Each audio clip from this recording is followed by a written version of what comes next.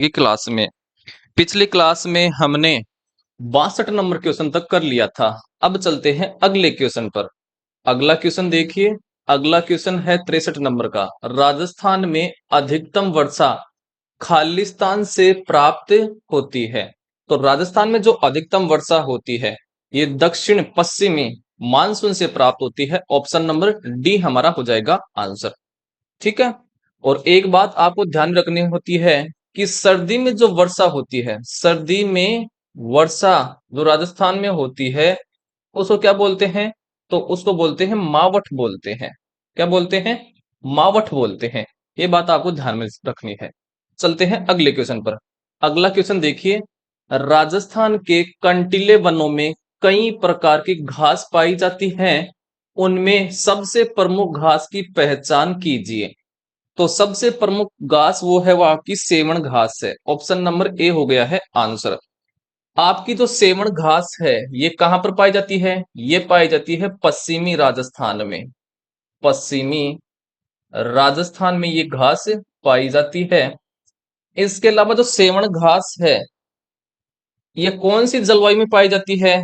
तो ये शुष्क व अर्ध शुष्क जलवायु में पाई जाती है। शुष्क व अर्ध शुष्क, अर्ध शुष्क क्षेत्र में पाई जाती है।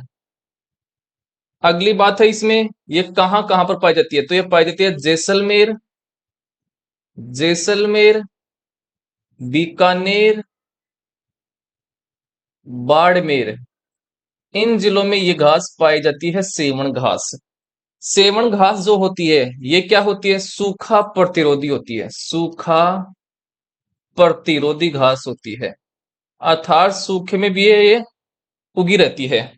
अगला है, इसमें जो प्रोटीन की मात्रा है, प्रोटीन जो है ये पाया जाता है 8 से 10% प्रोटीन की मात्रा होती है।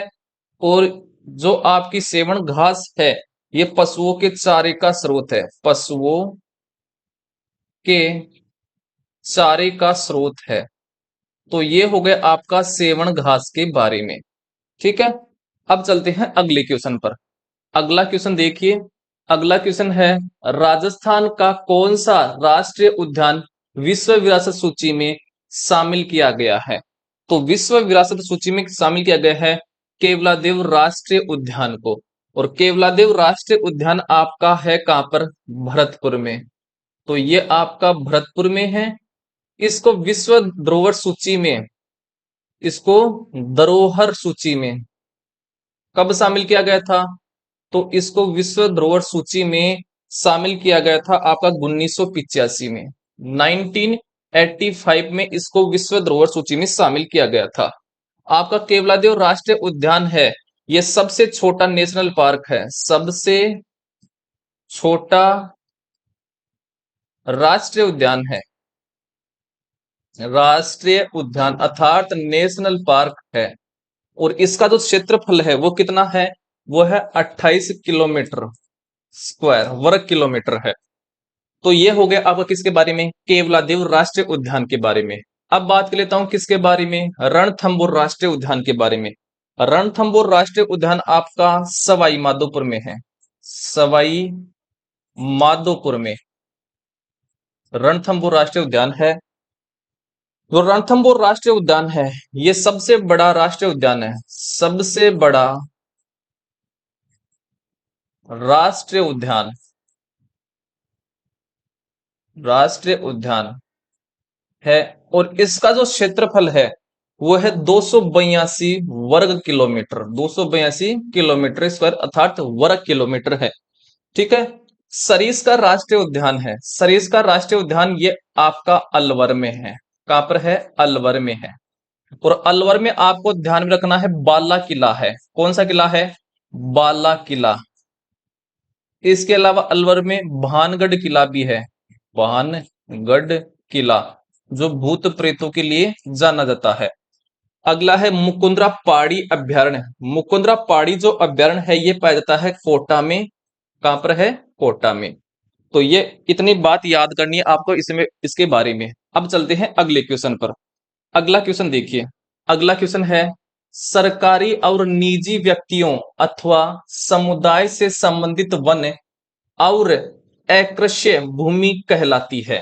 अर्थात जिस भूमि पर सरकार और जो निजी व्यक्ति है उनका क्या हो, अधिकार हो, और वो क्या हो, अकृषि भूमि हो, मतलब जिस पर कृषि नहीं की जाती हो, तो वो होते हैं आपके क्या, अवर्गीकृत वन।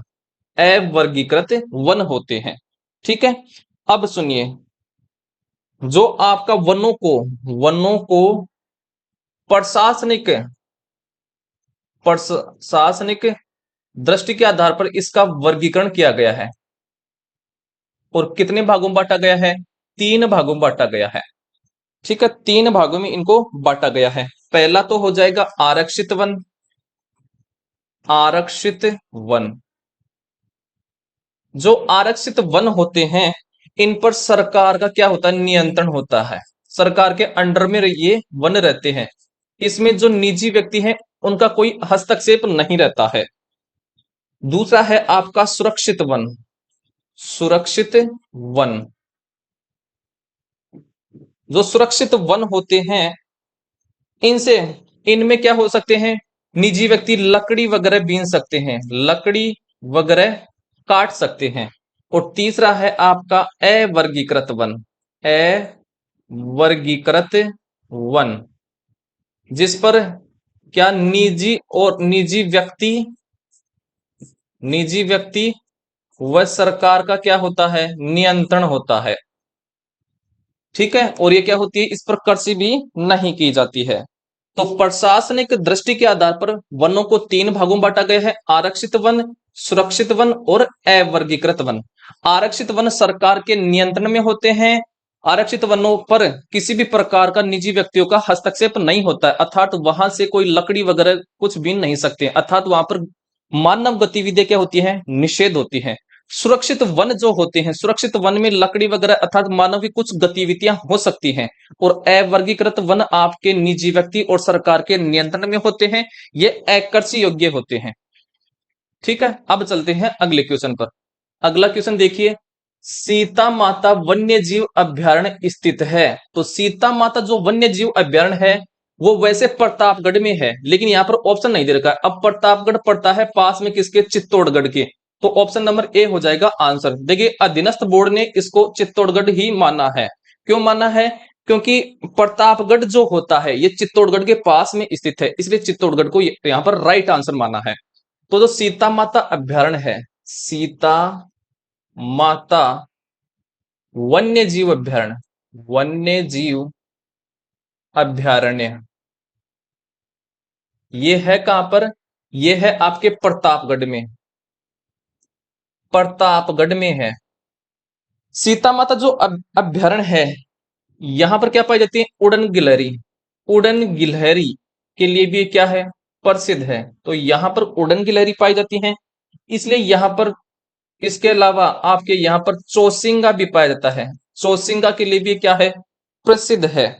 और इस सीता माता वन्य जीव अभ्यारण्य को 1979 में 1979 में संरक्षित वन घोषित किया गया था। संरक्षित वन घोषित किया गया था। तो ये आपको इतनी बात ध्यान में रखनी है कि सीता माता अभ्यारण्य प्रतापगढ़ में है, ये उड़न गिलहरी और चौसिंगा के लिए प्रसिद्ध है, और 1979 में इसे संरक्षित वन घोषित किया गया था। अब चलते हैं अगले क्वेश्चन पर।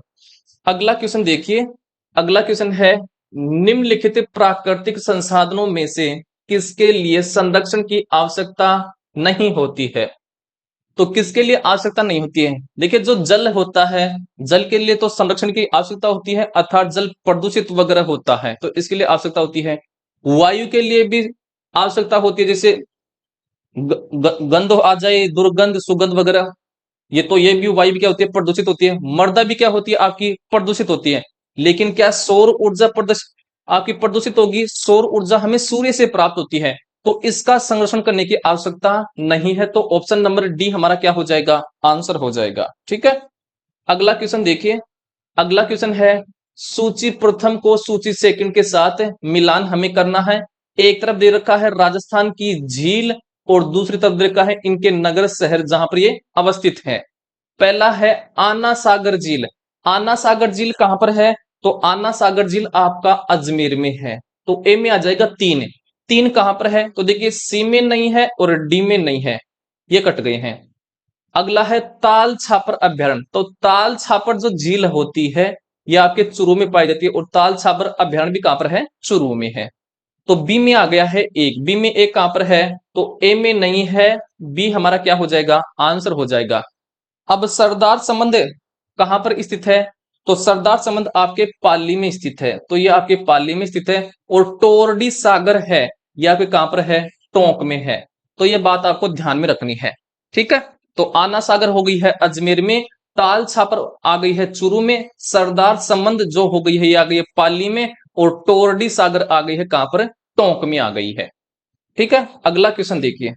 अगला क्वेश्चन है, गोगाजी के अलावा कौन से लोक देवता को सांपों के देवता के रूप में जाना जाता है या पूजा जाता है? तो गोगाजी के अलावा आपके कौन से देवता हैं? वो है आपके तेजाजी। ऑप्शन नंबर सी हमारा हो जाएगा आंसर। तो तेजाजी को भी क्या कहा जाता है? सांपों के देवता कहा जाता है। यहां तक आपको समझ में आ गया होगा। अब मैं बात कर लेता हूं किसके बारे में? जो तेजाजी हैं, तेजाजी महाराज है ना, ये वर्तमान में क्या है? बहुत ही प्रसिद्ध हो रहे हैं तेजाजी। तो तेजाजी महाराज हैं, इनको कहा जाता है सांपों के देवता। सांपों के देवता, पहली बात तो ये हो गई, ये सांपों के देवता हैं। इसके अलावा ये गोरक्षक देवता हैं। गो रक्षक देवता,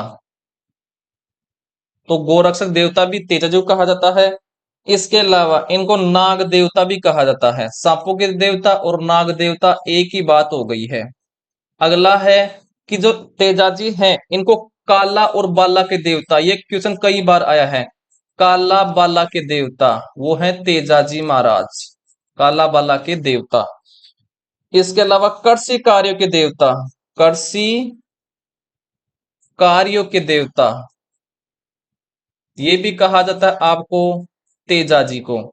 इसके अलावा तेजाजी के ऊपर तेजाजी के ऊपर सितंबर 2011 में, सितंबर 2011 में 5 रुपए का टिकट जारी किया गया था। 5 रुपए का टिकट जारी किया गया था। ये क्वेश्चन भी आपको आना चाहिए, ठीक है। आई होप समझ में आ गया होगा। इसके अलावा देखिए पाबूजी हैं। पाबूजी किसके अवतार हैं? लक्ष्मण के अवतार हैं। लक्ष्मण के अवतार माने जाते हैं पाबूजी, लक्ष्मण के अवतार माने जाते हैं। पाबूजी हैं, इनके गुरु कौन है? तो पाबूजी के गुरु का नाम है समर्थ भारती। समर्थ भारती इनके गुरु का नाम है। इनको प्लेग रक्षक देवता भी कहा जाता है। किसको? पाबूजी को। तो प्लेग रक्षक देवता ये कहा जाता है पाबूजी को, ठीक है। समझ में आ गया होगा। अब चलते हैं अगले क्वेश्चन पर। अगला क्वेश्चन देखिए।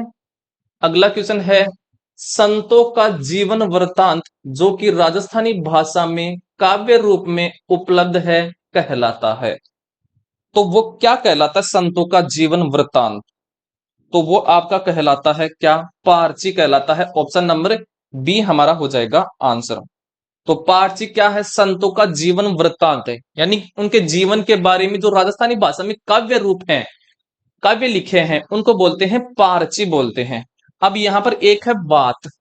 तो वात क्या होता है? तो जो आपका वात है ये कहानी की तरह ही होता है। कहानी की तरह, कहानी की तरह होता है।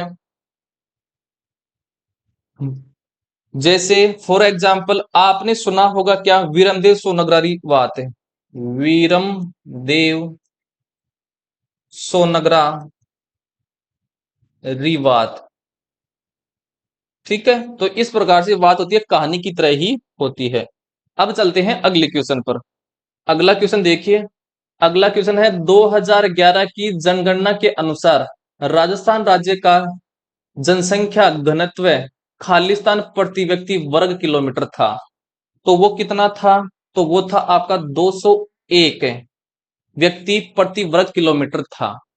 देखिए जनसंख्या से कई प्रकार के क्वेश्चन आते हैं और आपका कई क्वेश्चन पूछे हैं यहां से। चलते हैं अगले क्वेश्चन पर। अगला क्वेश्चन देखो, 2011 की जनगणना के अनुसार निम्नलिखित में से किस राज्य की जनसंख्या राजस्थान से कम थी? तो वो थी किसकी? आपकी ओडिशा की थी। किसकी थी? ओडिशा की थी। तो 2011 की जनगणना के अनुसार ओडिशा की जनसंख्या राजस्थान से क्या थी? कम थी। अगला क्वेश्चन देखिए। अगला क्वेश्चन है अगला क्वेश्चन है 2011 की जनगणना के अनुसार राजस्थान का लिंग अनुपात। हाँ, तो राजस्थान का जो लिंग अनुपात था वो था 926। ऑप्शन नंबर ए हमारा हो जाएगा आंसर। लिंग अनुपात क्या होता है? प्रति 1000 पुरुषों पर स्त्रियों की संख्या, वही क्या कहलाती है? लिंगानुपात कहलाती है। ठीक है, अब चलते हैं अगले क्वेश्चन पर। अगला क्वेश्चन देखिए। अगला क्वेश्चन है राजस्थान की कौन सी नदी विंध्याचल पर्वत के मिंडा स्थान से निकलती है? तो मिंडा नामक स्थान से निकलती है माही नदी। कौन निकलती है? माही नदी। ठीक है, अब देखिए जो माही नदी है, माही नदी की कुल लंबाई कितनी है? पहली बात, माही नदी की कुल लंबाई, तो माही नदी की जो कुल लंबाई है वो है 576 किलोमीटर। 576 किलोमीटर। लेकिन अगर हम बात करें राजस्थान में इसकी लंबाई कितनी है? राजस्थान में, तो राजस्थान में इसकी लंबाई है 171 किलोमीटर। इस पर कौन सा बांध बना हुआ है? तो इस पर बांध बना हुआ है कडाना बांध। कडाना बांध। और कडाना बांध कहां पर है? गुजरात में है। कहां पर है? गुजरात में है। जो आपकी माही नदी है ये कर्क रेखा को 2 बार काटती है। 2 बार काटती है। इसके अलावा माही नदी जो होती है ये राजस्थान में बांसवाड़ा से होकर गुजरती है। बांसवाड़ा से प्रवेश करती है राजस्थान में। कहां से करती है? बांसवाड़ा से प्रवेश करती है। और जो माही नदी है ये उल्टे यू आकार का डेल्टा बनाती है। तो उल्टे यू आकार का डेल्टा कौन बनाती है? माही नदी बनाती है। माही नदी के कई नाम हैं, जैसे वागड़ की गंगा हो गई है। वागड़ की गंगा, तो वागड़ की गंगा कहा जाता है माही नदी को। इसके अलावा काठल की गंगा, काठल की गंगा, ये भी किसके नाम है? माही नदी के ही नाम है। तो माही नदी के बारे में ये आपको बात ध्यान में रखनी है। ठीक है, तो माही नदी है, इसकी कुल लंबाई हो गई है 576 किलोमीटर हो गई है। राजस्थान में इसकी लंबाई है 171 किलोमीटर। इस पर बांध बना हुआ कंडाना बांध जो कि गुजरात में है, कर्क रेखा को 2 बार काटती है। ये राजस्थान में बांसवाड़ा से प्रवेश करती है, उल्टे यू आकार का डेल्टा बनाती है। इसको वागड़ की गंगा और काठल की गंगा कहा जाता है। नेक्स्ट क्वेश्चन देखिए। अगला क्वेश्चन है निम्नलिखित में से राजस्थान की सबसे बड़ी कृत्रिम झील कौन सी है? तो सबसे बड़ी कृत्रिम झील आपकी जयसमंद झील। ऑप्शन नंबर ए हो जाएगा हमारा आंसर। जयसमंद जो झील होती है ये कहां पर है? उदयपुर में है। पहली बात हो है उदयपुर में। जयसमंद झील को डेबर झील भी कहा जाता है। डेबर झील, तो इसका नाम है डेबर झील भी कहा जाता है। इसके अलावा इसको बनाया किसने था? तो इसको बनाया था महाराणा जय सिंह ने। महाराणा जय सिंह ने इसको बनाया था। किसको? जयसमंद झील को। इस पर जो टापू हैं, टापुओं की संख्या कितनी है? टापू टोटल 7 टापू हैं। और ये गोमती नदी पर बनी हुई है। गोमती नदी पर बनी है। कौन? जयसमंद झील। और ये क्या है? एक कृत्रिम झील है। ठीक है, इसके अलावा आपको ध्यान रखना है कि जो जयसमंद झील है ये एशिया की सबसे बड़ी कृत्रिम झील है। एशिया की सबसे बड़ी कृत्रिम झील है। कृत्रिम झील वो कौन है? आपकी जयसमंद झील है। उदय सागर जो झील है ये भी कहां पर है? उदयपुर में है। उदय सागर झील कहां पर है? उदयपुर में है। इसके अलावा अगर हम बात करें डीडवाना जो झील है, डीडवाना झील आ गई है कहां पर? डीडवाना कुचामन जिले में। डीडवाना जो कुचामन नया जिला बना है ना, उसमें आ गई है ये क्या? डीडवाना झील। पिछोला जो झील है, पिछोला झील भी कहां पर है? उदयपुर में है। कहां पर है? उदयपुर में। तो उदयपुर में यहाँ पर तीन झील आ गई हैं, पिछोला झील, जयसमंद झील और उदय सागर झील। ये तीनों झील आपके कहां पर स्थित हैं? उदयपुर में स्थित हैं। ठीक है। और उदयपुर को उदयपुर को क्या कहा जाता है? झीलों की नगरी। झीलों की नगरी, क्योंकि सर्वाधिक झील कहां पर पाई जाती हैं? उदयपुर में पाई जाती हैं। इसलिए उदयपुर को क्या कहा जाता है? झीलों की नगरी।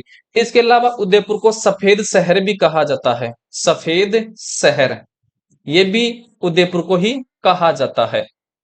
अगला क्वेश्चन देखिए। अगला क्वेश्चन है, राजस्थान में ग्रीष्म ऋतु में गर्म शुष्क और धूल भरी पवन चलने लगती हैं, जिन्हें खालिस्तान कहा जाता है। तो गर्मियों में चलने वाली गर्म और शुष्क धूल भरी पवनों को कहा जाता है लू। क्या कहा जाता है? लू कहा जाता है। ये तो सबको पता है, बहुत ही आसान क्वेश्चन है। अगला क्वेश्चन देखो। अगला क्वेश्चन है, राजस्थान के मारू राय का मूलतः है क्या है? तो मारू राय का है, ये ऊंट के चरवाहे होते हैं। कौन होते हैं? ऊंट के चरवाहे होते हैं। ऑप्शन नंबर ए हमारा हो गया है आंसर। अगला क्वेश्चन देखो। अगला क्वेश्चन है, समाकलन के भाग के रूप में राजस्थान राजस्व बोर्ड की स्थापना कब हुई थी? तो राजस्थान जो राजस्व बोर्ड की स्थापना हुई थी, ये हुई थी नवंबर 1949 में हुई थी। तो नवंबर 1949 में राजस्थान राजस्व बोर्ड की स्थापना हुई थी। तो राजस्थान राजस्व बोर्ड, राजस्व बोर्ड, इसकी जो स्थापना हुई थी, स्थापना हुई थी, ये हुई थी नवंबर 1949 में हुई थी। और राजस्थान राजस्व जो बोर्ड है, ये है कहां पर? तो इसका जो हेडक्वार्टर है, मतलब मुख्यालय है, ये आपका कहां पर है? अजमेर में है। तो राजस्थान राजस्व बोर्ड की स्थापना तो हो गई है 1949 में, और इसका हेडक्वार्टर मतलब मुख्यालय है अजमेर में। अब चलिए अगले क्वेश्चन पर। अगला क्वेश्चन है, मोहन वीणा संगीत वाद्य का आविष्कार किसने किया था? तो ये किया था आपका किसने? पंडित विश्व मोहन भट्ट ने किया था। मोहन वीणा का आविष्कार किया था। ये भी पूछ सकता है कि पंडित विश्व मोहन भट्ट किस वाद्य यंत्र से संबंधित है? तो ये संबंधित है किससे? मोहन वीणा से। ये क्वेश्चन भी आया हुआ है 3-4 बार एग्जाम में। तो पंडित विश्व मोहन भट्ट का संबंध है मोहन वीणा से। अगला क्वेश्चन देखो। अगला क्वेश्चन है, बीसलपुर बहुउद्देशीय परियोजना किस नदी पर बनाई गई है? तो बीसलपुर बहुउद्देशीय परियोजना ये बनाई गई है किस पर? बनास नदी पर। ऑप्शन नंबर डी हमारा हो गया है आंसर। अब देखिए, जो बनास नदी है, ये क्या है? चंबल की सहायक नदी है। चंबल की सहायक नदी है कौन? बनास नदी। पहली बात, बनास नदी है, इसकी जो कुल लंबाई है, कुल लंबाई, इसकी कुल लंबाई है आपकी 512 किलोमीटर। तो 512 किलोमीटर इसकी टोटल लंबाई है।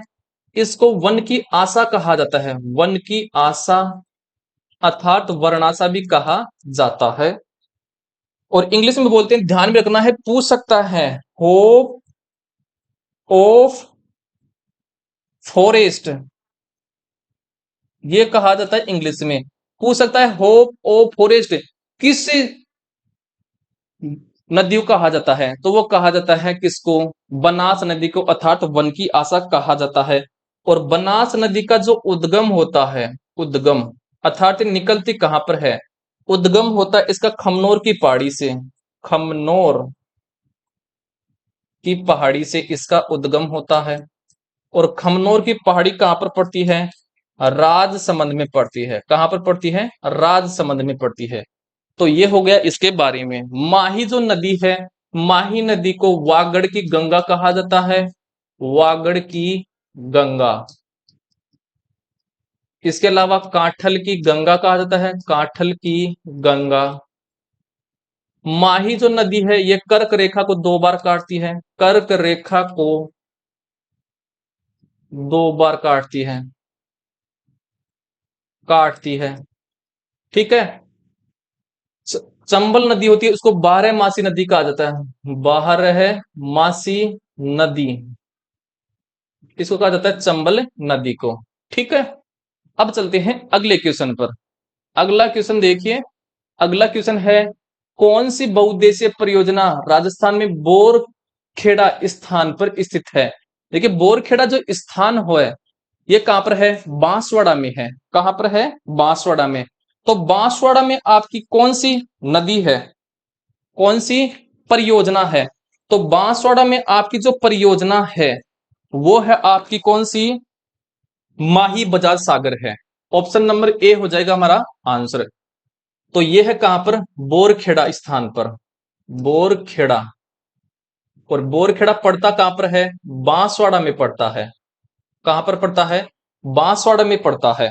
ठीक है, इसके अलावा राणा प्रताप सागर है, ये कहां पर है, चंबल नदी पर है, चंबल नदी पर है।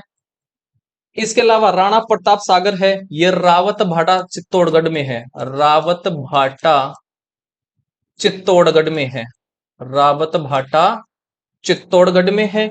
जवाहर सागर है, ये भी चंबल नदी पर है। किस पर है, चंबल नदी पर। और ये जवाहर सागर है, ये कौन से जिले में है, तो यह आपके कोटा जिले में। समझ में आ गया होगा।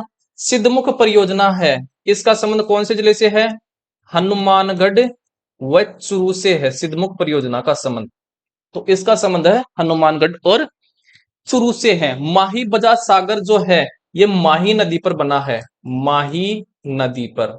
किस पर बना है, माही नदी पर बना है। अब चलिए अगले क्वेश्चन पर। अगला क्वेश्चन देखिए, अगला क्वेश्चन है 2011 जनगणना के अनुसार 2001 से 2011 के दशक के दौरान राजस्थान के निम्नलिखित में से किस जिले की जनसंख्या वृद्धि दर न्यूनतम थी। तो जनसंख्या वृद्धि दर जो थी वो आपकी गंगानगर की थी। ठीक है, गंगानगर नगर की जनसंख्या वृद्धि दर न्यूनतम थी। अब देखिए जो गंगानगर है, गंगानगर है, गंगानगर के बारे में बात कर लेते हैं। पहली बात तो याद करनी है, इसको राजस्थान का पंजाब कहा जाता है, राजस्थान का पंजाब ये कहा जाता है गंगानगर को। गंगानगर जो है इसको कहा जाता है राजस्थान का अन्न भंडार। क्या कहा जाता है, राजस्थान का अन्न भंडार कहा जाता है। इसके अलावा इसका गंगानगर का जो शुभंकर है, शुभंकर ये आपका है चिंकारा, चिंकारा इसका क्या है, शुभंकर है। यहाँ की जो जलवायु है, जलवायु, यहाँ की जो जलवायु है ये है आर्द्र शुष्क जलवायु, आर्द्र शुष्क जलवायु है।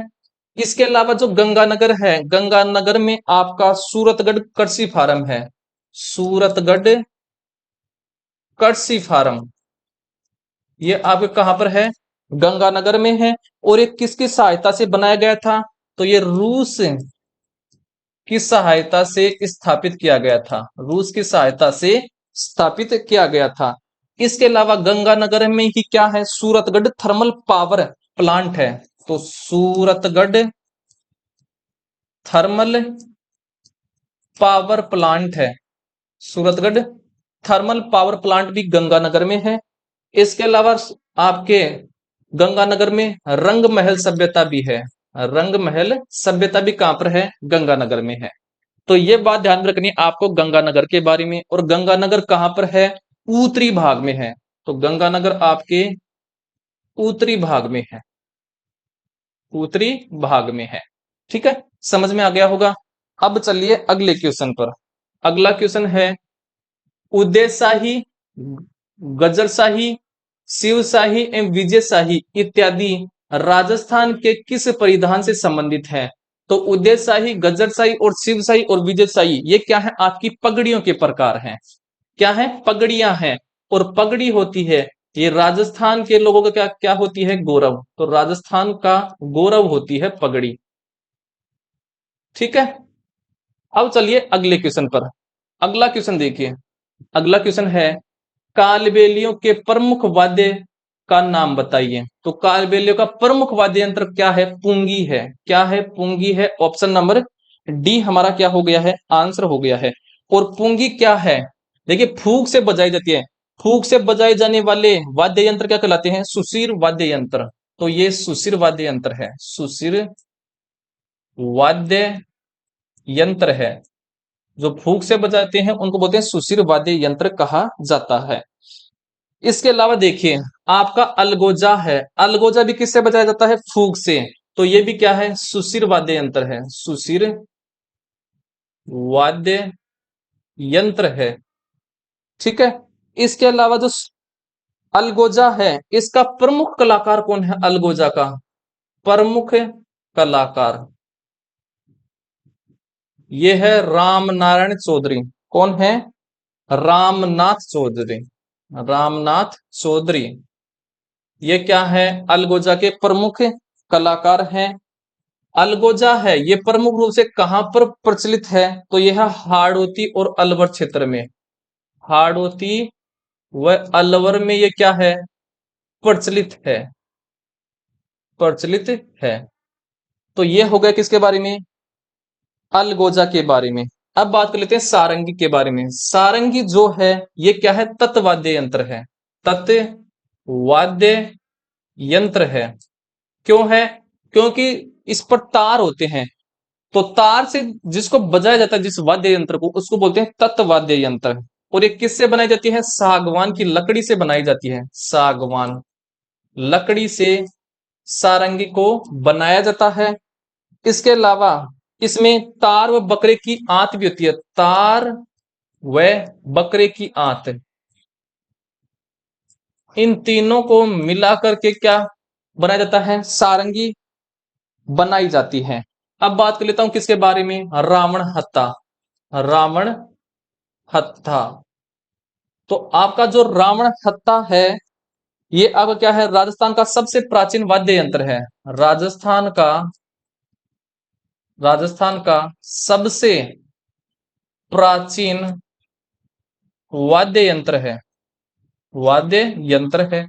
रावण जो हत्था होता है ये भोपा जाति द्वारा बजाया जाता है, भोपा जाति द्वारा इसको बजाया जाता है। इसके अलावा रावण हत्थे में तारों की जो संख्या होती है, तारों की संख्या, तारों की संख्या कितनी होती है? 9 होती है। कई बार पूछा गया है कि रावण हत्था में तारों की संख्या कितनी होती है। अब देखिए जो तार से बजाए जाते हैं उनको बोलते हैं तत्वाद्य यंत्र। तो रावण हत्था तत्वाद्य यंत्र है। ठीक है। और रावण हत्था को कौन से लोक देवता की फड़वाचन के समय गाया जाता है? तो इसको गाया जाता है पाबूजी व रामदेव जी की फड़वाचन के समय इसको बजाया जाता है, फड़वाचन के समय इसको बजाया जाता है। इसके अलावा जो देवनारायण जी हैं, देवनारायण जी की फड़ का वाचन भी करते हैं तो रावण हत्था बजाया जाता है। और देवनारायण की जो फड़ है वो सबसे लंबी फड़ है। ठीक है। तो ये बात आपको ध्यान में रखनी है। अब चलते हैं अगले क्वेश्चन पर। अगला क्वेश्चन देखिए। अगला क्वेश्चन है राजस्थान के जयपुर में स्थित प्रथम श्रेणी हवाई अड्डा जहां से घरेलू एवं अंतरराष्ट्रीय उड़ानें संचालित होती हैं कहलाता है। तो जयपुर में कौन सा हवाई अड्डा है? तो वह सांगानेर हवाई अड्डा। ऑप्शन नंबर ए हमारा क्या हो जाएगा? आंसर हो जाएगा। अब हमारे पास बात आती है कि जो डॉक्टर बाबा साहेब अंबेडकर हवाई अड्डा है ये कहां पर है? नागपुर में। कहां पर है? नागपुर में है। और नागपुर कहां पर पड़ता है? महाराष्ट्र में पड़ता है। तो ये पड़ता है आपका महाराष्ट्र में पड़ता है। इसके अलावा राणा प्रताप हवाई अड्डा कहां पर है? तो राणा प्रताप हवाई अड्डा है ये आपका कहां पर है? उदयपुर में है। तो ये आपके उदयपुर में है। राणा सांगा हवाई अड्डा कोई अड्डा नहीं है। ठीक है। तो राणा प्रताप हवाई अड्डा आपका कहां पर है? उदयपुर में है। अब चलिए अगले क्वेश्चन पर। अगला क्वेश्चन देखिए। अगला क्वेश्चन है राजस्थान में पाए जाने वाले पलाश के वनों की विशेषता है। तो इनमें से कौन सी विशेषता है वो बताना है। पहला है पलाश के वन उन क्षेत्रों में फैले हैं जहां का धरातल पथरीला एवं कठोर होता है। ये बात क्या है? बिल्कुल सत्य है। तो पलाश के वन का जो धरातल होता है वो पथरीला एवं कठोर होता है। दूसरा है ये पहाड़ियों के उन क्षेत्रों में प्रचुर मात्रा में पाए जाते हैं जहां पठारी भूमि उपलब्ध होती है। ये बात भी बिल्कुल सत्य है। अर्थात पठारी भूमि पर भी ये क्या होते हैं, उपलब्ध होते हैं। तीसरा है इस प्रकार के वन केवल माउंट आबू क्षेत्र में पाए जाते हैं। ये बात क्या हो गई है, गलत हो गई है। देखिए माउंट आबू क्षेत्र में जो वन पाए जाते हैं ये पाए जाते हैं सदाबहार वन, सदाबहार वन पाए जाते हैं, पलाश के वन नहीं पाए जाते, इसलिए ये क्या हो गया है, गलत हो गया है। तीसरा है ये वन मैदानों में भी पाए जाते हैं जहां कंकड़ और मृदा कम मात्रा में पाई जाती है, मतलब पथरीला भाग ये वो भी। तो ये बात भी क्या है इसकी सत्य है। तो ए बी और डी ये सत्य है। तो कौन सा हो गया, सी हमारा क्या हो गया है, आंसर हो गया है। आई होप आपको ये समझ में आ गया होगा। तो प्लास के वन पथरीला भाग अर्थात कठोर भाग में पाए जाते हैं जहां पर मृदा की मात्रा क्या होती है, कम होती है, और ये कंकड़ वाले क्षेत्र में भी पाए जाते हैं और पठारी भूमि पर उपलब्ध होते हैं। अगला क्वेश्चन देखिए। अगला क्वेश्चन है सूची प्रथम को सूची सेकंड के साथ मिलान करना है। एक तरफ दे रखा है मृदा के प्रकार और दूसरी तरफ दे रखा है सर्वाधिक महत्वपूर्ण विशेषताएं, अर्थात मृदा की विशेषताएं दे रखी हैं। तो लाल पीली जो मृदा है, लाल पीली मृदा है, इसकी विशेषता क्या होती है, तो ये लाल मृदा का रंग लाल किस कारण होता है, लोहे अंश की मौजूदगी के कारण। तो ए में तो आ जाएगा 2 नंबर। अब ए में 2 कहां कहां पर है, तो देखिए ए ऑप्शन में नहीं है, सी में भी नहीं है।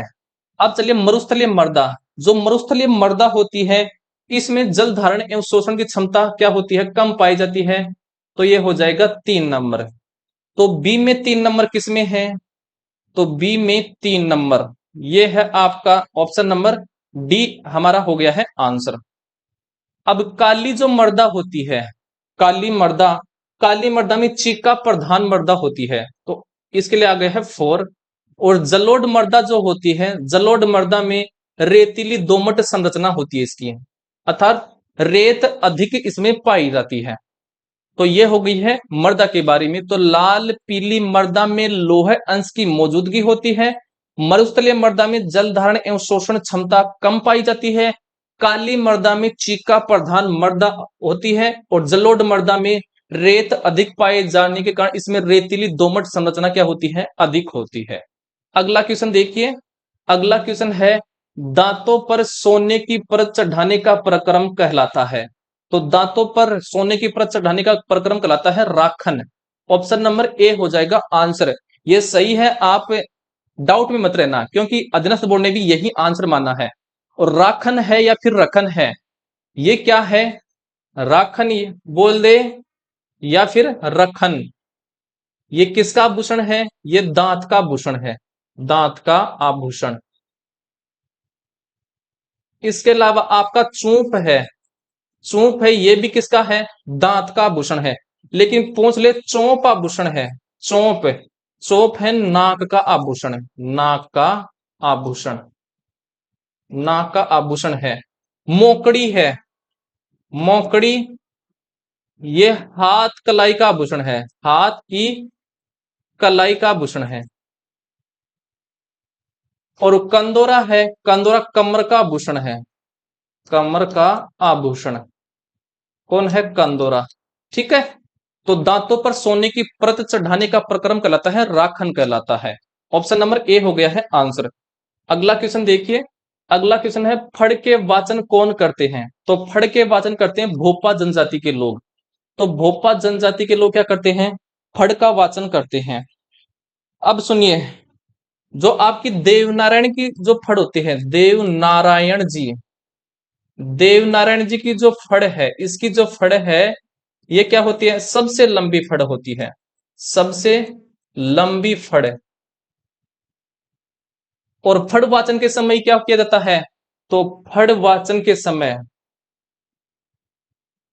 जब फड़ का वाचन करते हैं तभी क्या करते हैं, आपका वाद्य यंत्र का प्रयोग करते हैं। तो फड़ का वाचन कौन करते हैं, भोपा जनजाति के लोग करते हैं।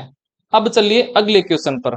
अगला क्वेश्चन है ऊंचे पहाड़ों पर स्थित किलों को कहा जाता है। तो जो ऊंचे पहाड़ पर किले होते हैं उनको कहा जाता है गिरी दुर्ग। ऑप्शन नंबर बी हो गया है आंसर।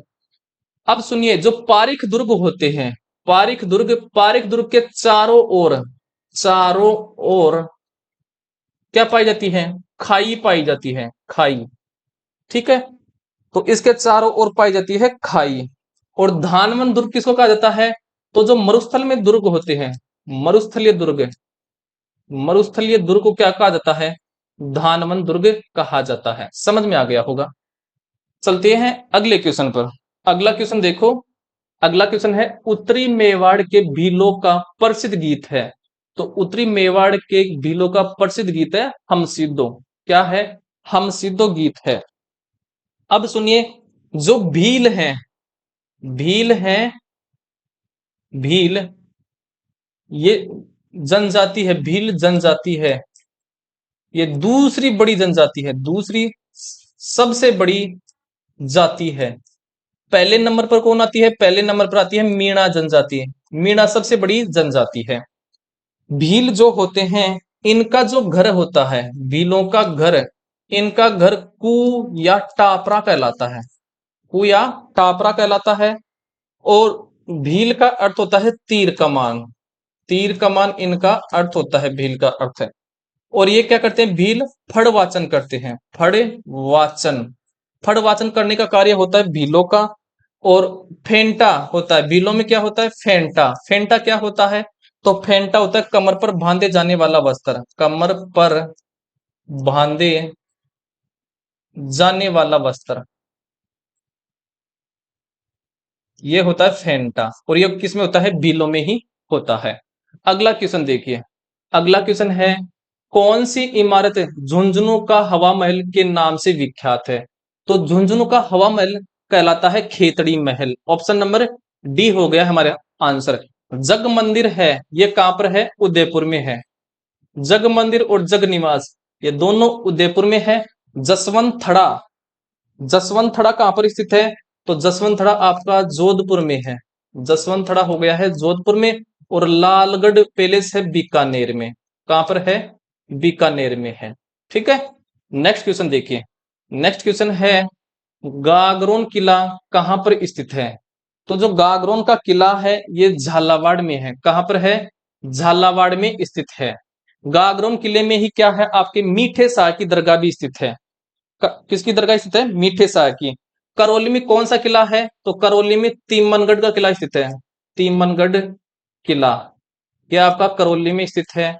भरतपुर में आपका लोहागढ़ किला है। लोहागढ़ का किला, लोहागढ़ का किला, ये आपका किस में है? भरतपुर में है। अलवर में देखिए कौन कौन से किले हैं। एक तो है बाला किला, बाला किला। दूसरा है भानगढ़ किला, भानगढ़ किला। ये आपके कहां पर है? अलवर में है। अगला क्वेश्चन देखिए। अगला क्वेश्चन है, डॉक्टर पी के सेठी ने रामचंद्र के साथ मिलकर क्या आविष्कार किया था? तो वो आविष्कार किया था जयपुर पाम अर्थात जयपुर फुट का आविष्कार किया था। ये बात आपको ऐसे ही याद करनी है कि डॉक्टर पी के सेठी ने और इसके साथ कौन थे? रामचंद्र जी। इन दोनों ने मिलकर के जयपुर पाम अर्थात जयपुर फुट का आविष्कार किया था। अगला क्वेश्चन देखिए। अगला क्वेश्चन है, तराइन, ये तराई नहीं है, तराइन। ये अधीनस्थ बोर्ड ने इंग्लिश में तो सही लिख दिया था, लेकिन हिंदी में गलत दिया, तो ये लिखा हुआ है तराइन। तराइन का पहला युद्ध कब लड़ा गया था? तो तराइन का पहला युद्ध लड़ा गया था 1191 एडी में लड़ा गया था। और ये तराइन का प्रथम युद्ध है, ये किसके बीच लड़ा गया था? तो ये लड़ा गया था पृथ्वीराज चौहान, पृथ्वीराज चौहान वर्सेज मोहम्मद गोरी, मोहम्मद गोरी। इसमें विजय हुई थी किसकी? पृथ्वीराज चौहान की। और दूसरा तराइन का दूसरा युद्ध लड़ा गया था 1152 ईस्वी एडी में लड़ा गया था। ठीक है। नेक्स्ट क्वेश्चन देखिए। नेक्स्ट क्वेश्चन है, कोटा राज्य प्रजामंडल की स्थापना किस वर्ष में हुई थी? तो कोटा राज्य प्रजामंडल की स्थापना अर्थात स्थापना जो हुई थी, ये तो हुई थी आपका 1939 ईस्वी में हुई थी। अब ऑप्शन यहाँ पर जो अधीनस्थ बोर्ड ने माना था, वो इसका डी माना था 1945 से, लेकिन हुई नहीं थी 1945 में। तो कोटा जो प्रजामंडल है, कोटा प्रजामंडल,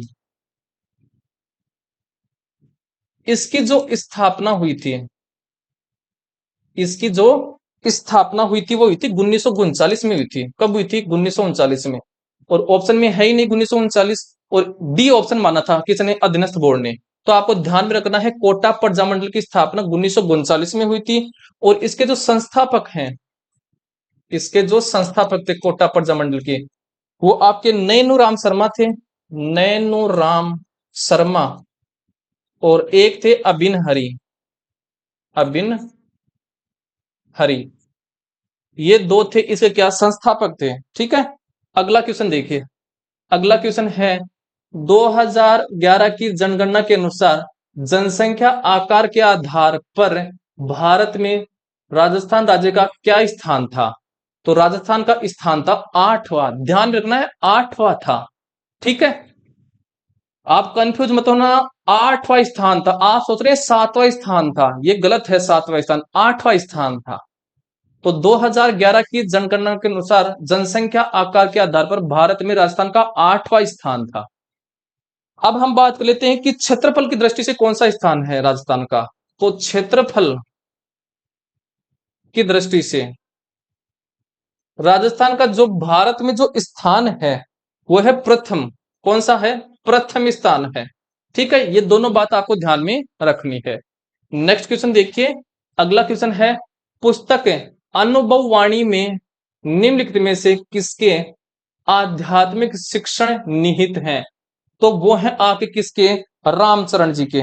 किसके हैं, रामचरण जी के हैं। ऑप्शन नंबर बी हो गया है आंसर। तो पुस्तक अनुभव वाणी में जो आध्यात्मिक शिक्षण है वो है रामचरण जी के। नेक्स्ट क्वेश्चन देखिए, और लास्ट क्वेश्चन देखिए 100 नंबर का। राजस्थान में यह मृदा पवन द्वारा विस्थापित होती है, इसमें उर्वरता कम एवं लवणता अधिक होती है, वह कौन सी मृदा है। तो वो है आपकी कौन सी मृदा, मरुस्थलीय मृदा। ऑप्शन नंबर बी हो गया हमारे पास आंसर। जो मरुस्थलीय मृदा है ये पश्चिमी राजस्थान में पाई जाती है, पश्चिमी राजस्थान में ये मृदा पाई जाती है। इस मृदा में, इस मृदा में क्या होती है, उर्वरकता कम होती है, फर्टिलिटी कम होती है, और लवणता क्या होती है, अधिक होती है। लवणता अधिक, लवणता अधिक होती है। और ये पवन द्वारा क्या होती है, पवन द्वारा विस्थापित होती है। पवन द्वारा क्या होती है, विस्थापित होती है। ये पाई कहां कहां पर है, जैसे जैसलमेर हो गया है, जैसलमेर, बीकानेर, बाड़मेर, कई जिलों में ये पाई जाती है। ठीक है, यह बात आपको ध्यान में रखनी है। काली मृदा है, काली मृदा पाई जाती है हाड़ौती क्षेत्र में, हाड़ौती क्षेत्र में। जैसे हाड़ौती क्षेत्र में कौन होते हैं, कोटा, बूंदी, बारा और झालावाड़, ये आते हैं किसमें, हाड़ौती क्षेत्र में आते हैं। कौन से क्षेत्र में आते हैं, हाड़ौती क्षेत्र में आते हैं। इसके अलावा आपको ये बात भी ध्यान रखनी होती है कि जो काली मृदा होती है, काली मृदा में चीका की मात्रा क्या होती है, ज्यादा होती है। चीका प्रधान मृदा होती है, चीका प्रधान मृदा होती है। तो ये बात भी आपको ध्यान में रखनी होती है। जलोढ़ जो मृदा होती है, ये जो जलोढ़ मृदा है, जलोढ़ मृदा में रेतीली, रेतीली दोमट मिट्टी ज्यादा पाई जाती है, दोमट अधिक पाई जाती है। ठीक है, तो रेतीली दोमट मिट्टी इसमें ज्यादा पाई जाती है, अर्थात रेत की मात्रा ज्यादा पाई जाती है। यह बात आपको ध्यान में रखनी है। तो ये होते हैं आज की क्लास के 100 क्वेश्चन। इसी प्रकार से क्लास चलती रहेगी जब तक कि अधीनस्थ बोर्ड के टोटल हम पीवाई के क्वेश्चन नहीं कर लेते हैं। कम से कम ये क्वेश्चन बन जाएंगे आपके 7 से 8 हजार क्वेश्चन। ये क्वेश्चन करने के बाद में आप कोई सा भी एग्जाम दीजिए, इससे बाहर कुछ नहीं जाएगा, ये मेरा वादा है आपसे। ठीक है, लगातार बने रहिए, साइंस की क्लास भी लीजिए, मैथ्स की क्लास भी लीजिए, और जीके की क्लास भी लीजिए, आपका बेड़ा पार जरूर हो जाएगा। धन्यवाद।